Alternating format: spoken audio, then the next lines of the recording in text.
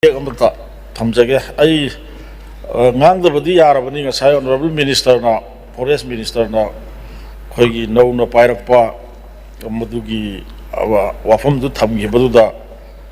yamna thedongna haining dre adubu sar khangmin adabu yada wai batai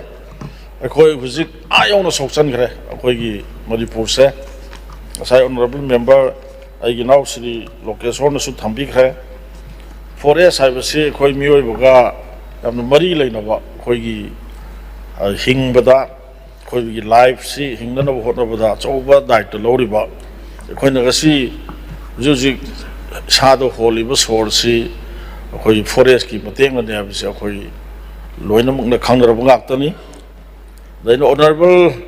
sir gi through the honorable concerned minister gi attention draw tawjani gi base oren khumba ya bar lairagana khumbiro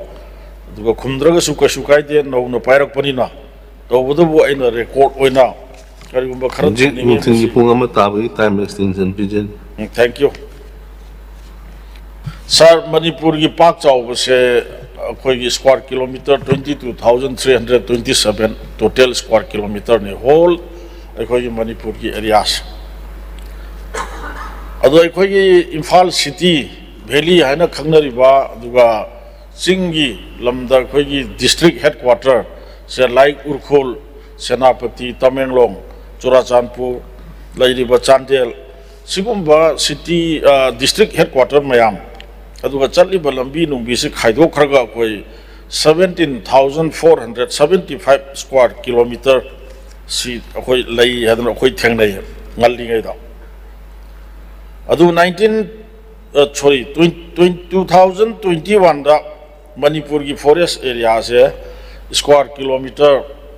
lising tratru ka chaunga ga Baudrani pan, that is 16,595 square kilometer the decrease tore masigi khetna base 2021 bawus da khet khoi gi taraiba forest ki area se 877 square kilometer simange forest aga simange 2021 dagina amuk 2025 fawbugi manungda lam hectare on the pathok kan 21,100 hectare simange 1 square kilometer is equal to 100 hectare square kilometer amaga pari chamaga manesa aduna 2021 dagina 25 fawbada amuk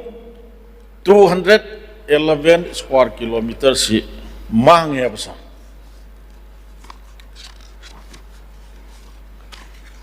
aduna gasa ina hajari ba 877 square kilometer 2021 do mangi ba adugi matungda amuk 211 square kilometer from 2025 up to 2021 dagina 25 fawbagi up to 25 fawbagi sida 211 ji hapchal lagadi hujik fawbada sar mangi base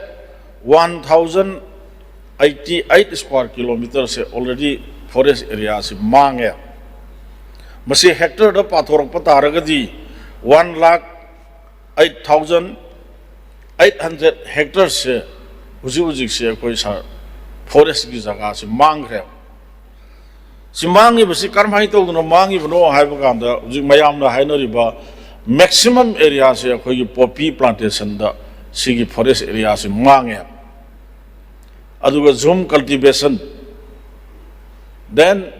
akhoi gi infrastructure lambi samjal lakpa adagi construction mayam ama torokpa sigumba adu langmai chakpa marak sida kharadi yaudabdi nate maru oina masigi mangi bse akoi poppy thaba sida ayamba sigi forest mangjale aduna hojik haugi bachahi 2023 me ki tang ohum gi laibak thiba thodok tugi matung do huji akoi kari haigani forest ki tongan ba mafam reserve forest area gi mafam singda akoi masak khangdawa no ba khul mayam ama ꯇꯥꯔꯦ ꯍꯥꯏꯕꯒꯤ ꯄꯥꯎꯁꯨ ꯂꯩꯇꯕꯗꯤ ꯅꯠꯇꯦ ꯑꯗꯨꯅ ꯑꯩꯅ honourable ꯃꯤꯅꯤꯁꯇꯔꯗ ꯊꯝꯖꯅꯤꯡꯉꯤꯕꯁꯦ ꯅꯧꯅꯁꯨ ꯄꯥꯏꯔꯛꯄꯅꯤ ꯃꯁꯤ ꯌꯥꯝꯅ serious ꯍꯥꯏꯕ ꯇꯥꯏ ꯌꯥꯝ ꯁꯦꯔꯤꯌꯁ ꯃꯦꯇꯔꯅꯤ ꯑꯩꯈꯣꯏ ꯂꯣꯏꯕ ꯇꯥꯔꯦ ꯃꯅꯤꯄꯨꯔꯁꯦ ꯄꯨꯡꯂꯣꯏ ꯂꯣꯏꯒꯗꯧꯕꯁꯦ ꯑꯩꯗꯤ ꯁꯨꯝ ꯂꯩꯔꯤꯕ ꯇ꯭ꯔꯦꯟꯁꯦ ꯑꯩꯈꯣꯏ ꯁꯨꯝ ꯌꯦꯡꯗꯅ ꯂꯩꯕ ꯇꯥꯔꯒꯗꯤ ꯄꯪꯀꯨꯏ ꯀꯨꯏꯒꯗꯧꯕ ꯃꯥꯟꯗ꯭ꯔꯦ ꯑꯗꯨꯅ ꯃꯅꯤꯄꯨꯔꯗ ꯂꯩꯔꯤꯕ ꯖꯪꯒꯜꯒꯤ ꯆꯤꯡꯒꯤ ꯁꯔꯨꯛꯁꯦ ꯃꯥꯂꯦꯝꯒꯤ ꯄ꯭ꯔꯤꯊꯤꯕꯤꯒꯤ ꯑꯏꯪ ꯑꯁꯥ ꯑꯁꯤ ꯆꯦꯟꯖ ꯇꯧꯔꯛꯄ ꯃꯇꯝꯗ ꯃꯅꯤꯄꯨꯔꯗ ꯂꯩꯔꯤꯕ ꯖꯪꯒꯜ ꯎꯃꯪ ꯋꯥꯃꯪꯁꯤꯡ ꯑꯁꯤꯒꯤ ꯃꯇꯦꯡꯅ ꯈꯔꯗ ꯑꯣꯏꯔꯕꯁꯨ ꯄ꯭ꯔꯤꯊꯤꯕꯤꯒꯤ ꯑꯏꯪ ꯑꯁꯥꯁꯦ ꯀꯟꯕ ꯉꯝꯒꯗ꯭ꯔꯥ ꯍꯥꯏꯗꯅ ꯍꯥꯏꯅꯔꯝꯃꯤꯕ ꯁꯤꯒꯨꯝꯕ ꯂꯝꯗꯝꯁꯦ ꯉꯁꯤꯗꯤ ꯍꯥꯏꯔꯤꯕ ꯄꯣꯄꯤ ꯄ꯭ꯂꯥꯟꯇꯦꯁꯟ ꯇꯧꯕ ꯑꯗꯨꯒ ꯖꯨꯝ ꯀꯜꯇꯤꯚꯦꯁꯟ ꯇꯧꯕ ꯊꯤꯡꯕꯤꯅꯕ ꯂꯩꯇꯕ ꯃꯄꯨ ꯄꯥꯟꯗꯕ ꯑꯗꯨꯒꯨꯝꯕ ꯄꯣꯠ ꯑꯃꯒꯨꯝ ꯁꯤꯖꯤꯟꯅꯔꯛꯄꯁꯤꯅ ꯃꯔꯝ ꯑꯣꯏꯔꯀꯥꯟꯗ ꯉꯁꯤꯗꯤ ꯑꯩꯈꯣꯏꯁꯦ ꯌꯥꯝꯅ ꯀꯤꯅꯤꯡꯉꯥꯏꯒꯤ ꯊꯥꯛꯇ ꯂꯩꯔꯦ ꯑꯗꯣ ꯍꯥꯏꯔꯤꯕ ꯃꯥꯡꯈ꯭ꯔꯤꯕ ꯂꯝꯁꯤꯡ ꯑꯁꯦ ꯀꯟꯅꯅꯕ ꯐꯣꯔꯦꯁ ꯗꯤꯄꯥꯔꯠꯃꯦꯟꯒꯤ ꯍꯥꯟꯅ ꯑꯣꯅꯔꯦꯕꯜ ꯃꯤꯅꯤꯁꯇꯔꯅ ꯂꯥꯛꯇ꯭ꯔꯤꯉꯩꯗ ꯍꯧꯖꯤꯛ ꯄꯥꯏꯕꯤꯔꯛꯄꯁꯤꯗ ꯄꯣꯂꯤꯁꯤ ꯂꯩꯕ꯭ꯔꯥ ꯂꯝ ꯀꯌా ꯌꯥꯝꯅ ꯉꯁꯥꯏ ꯍꯥꯏꯐꯦꯠꯄꯨꯗꯤ ꯄꯥꯊꯣꯛꯄꯤꯈ꯭ꯔꯦ ꯑꯗꯨꯕꯨ ꯑꯩꯅ ꯐꯪꯖꯔꯤꯕ ꯔꯦꯀꯣꯔꯠꯁꯦ ꯑꯩꯈꯣꯏꯁꯨ ꯀꯔꯤ ꯍꯥꯏꯒꯅꯤ ꯒꯨꯒꯜꯗ ꯊꯥꯒꯠꯂꯒ ꯑꯗꯨꯝ ꯂꯩꯔꯕ ꯑꯗꯨꯒꯨꯝꯕ India state of forest report ꯍꯥꯏꯕ ꯑꯗꯨꯗꯒꯤ ꯔꯤꯄꯣꯔꯠꯁꯤ ꯂꯧꯊꯖꯔꯒ ꯑꯩ ꯍꯥꯎꯁꯇ ꯊꯝꯖꯕꯅꯤ ꯑꯗꯨꯅ ꯃꯁꯤ ꯈꯔ ꯁꯦꯔꯤꯌꯁ ꯑꯣꯏꯅ ꯑꯩꯈꯣꯏꯒꯤ ꯅꯧꯅ ꯄꯥꯏꯕꯤꯔꯛꯏꯕ ꯑꯣꯅꯔꯦꯕꯜ ꯃꯤꯅꯤꯁꯇꯔ ꯑꯗꯨꯒ ꯂꯤꯗꯔ ꯑꯣꯐ ꯗ ꯍꯥꯎꯁ ꯑꯅꯤ ꯇꯥꯟꯅꯕꯤꯔꯒ ꯃꯁꯤ ꯌꯥꯝꯅ ꯁꯦꯔꯤꯌꯁ ꯑꯣꯏꯅ ꯃꯁꯤ ꯈꯜꯂꯀꯥꯟꯗ ꯃꯁꯤꯒꯤ ꯑꯦꯔꯤꯌꯥꯁꯤ ꯊꯤꯡꯅꯅꯕ ꯍꯣꯠꯅꯍꯧꯗ꯭ꯔꯒꯗꯤ ꯑꯩꯈꯣꯏ ꯃꯅꯤꯄꯨꯔꯁꯦ ꯑꯇꯩ ꯈꯠꯅ ꯆꯩꯅꯔꯒ ꯑꯩꯈꯣꯏ ꯍꯥꯠꯅ ꯁꯨꯅꯕꯒꯤꯗ ꯅꯠꯇꯅ ꯁꯤꯒꯨꯝꯕꯁꯤꯅ ꯃꯔꯝ ꯑꯣꯏꯔꯒ ꯑꯩꯈꯣꯏ ꯃꯨꯠꯄ ꯌꯥꯕꯒꯤ ꯐꯤꯕꯝꯗ ꯂꯥꯛꯇꯣꯔꯦ ꯍꯥꯏꯗꯅ ꯑꯩ ꯊꯝꯖꯒꯦ ꯑꯩ ꯊꯣꯏꯗꯣꯛꯅ ꯀꯣꯏꯁꯟ ꯌꯥꯝꯅ ꯇꯧꯅꯤꯡꯕꯅꯤ ꯐꯣꯔꯦꯁꯁꯦ ꯑꯩ ꯀꯣꯏꯁꯟꯁꯨ ꯁꯦꯝꯃꯒ ꯄꯨꯖꯔꯛꯄꯅꯤ ꯑꯗꯨ ꯉꯁꯥꯏ ꯑꯣꯅꯔꯦꯕꯜ ꯃꯤꯅꯤꯁꯇꯔꯅ ꯌꯥꯝꯅ ꯁꯦꯡꯅ ꯊꯝꯈꯤꯕꯗꯨꯗ ꯑꯩ ꯀꯣꯏꯁꯟꯁꯤ ꯍꯪꯕ ꯉꯝꯗ꯭ꯔꯦ ꯑꯗꯨꯅ ꯐꯣꯔꯦꯁ ꯀꯟꯕꯁꯤꯗ ꯑꯆꯧꯕ ꯊꯃꯣꯏ ꯁꯦꯡꯅ ꯌꯥꯝꯅ ꯃꯇꯝꯕꯨꯗꯤ ꯆꯍꯤ ꯑꯃꯕꯨꯗꯤ ꯍꯣꯏ ꯆꯍꯤ ꯑꯃꯃꯨꯛꯀꯤ ꯃꯌꯥ ꯍꯥꯏꯕ ꯇꯥꯔꯦ ꯂꯩꯔꯤꯕ ꯃꯇꯝꯁꯤꯗ ꯑꯩꯈꯣꯏ ꯊꯃꯣꯏ ꯁꯦꯡꯅ ꯀꯟꯅꯅꯕ ꯑꯣꯅꯔꯦꯕꯜ ꯃꯤꯅꯤꯁꯇꯔꯅ ꯏꯅꯤꯁꯤꯌꯦꯠ ꯇꯧꯕꯤꯔꯒ ꯑꯩꯈꯣꯏ ꯃꯅꯤꯄꯨꯔꯒꯤ ꯐꯣꯔꯦꯁꯁꯦ ꯀꯟꯅꯅꯕ ꯍꯣꯠꯅꯃꯤꯟꯅꯁꯤ ꯍꯥꯏꯔꯒ ꯑꯩ ꯁ꯭ꯋꯥꯏꯗ ꯂꯣꯏꯁꯤꯟꯖꯒꯦ sir thank U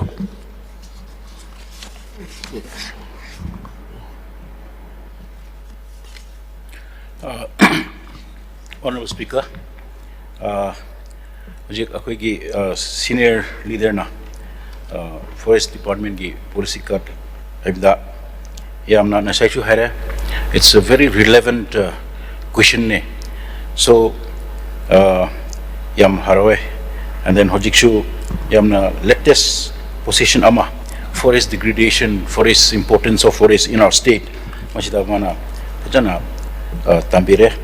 Masida detail di ay hojik pibangam dre adubo. It's a very serious concern, and then adu will definitely take up.